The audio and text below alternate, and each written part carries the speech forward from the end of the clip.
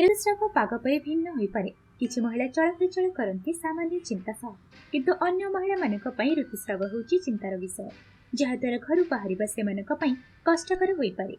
जदि आपणकर रक्तस्राव 7 ରୁ 8 दिन अधिक समय लागू रही देखुंट, आपणकर पैड किंबा टैम्पन आदि को बदलवाक पड़ुछि। प्रति घंटे रक्त जमाट बांधुछि, जार आकार 50% मूत्र ठारू अधिक।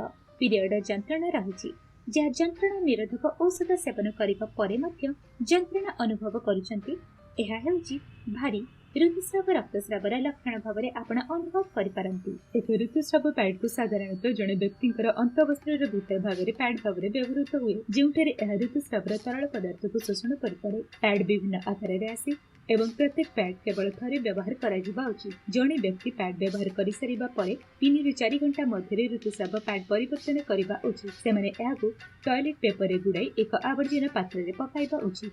पैड गुड़िक शौचालय रे पकाइबा उचित नुहे। प्राय 10 ରୁ 3 जन लोक सेमानक जीवन में किसी समय भारी ऋतुस्राव समय अनुभव करती। किशोरी मान क्षेत्र में यह अधिक देखाए। 10 ରୁ 8 किशोरी ऋतुस्राव भारी किंवा अनियमित।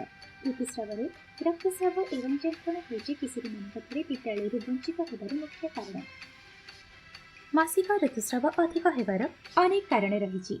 प्राय अर्धेक महिला भारी ऋतुस्राव एक स्पष्ट कारण नहीं।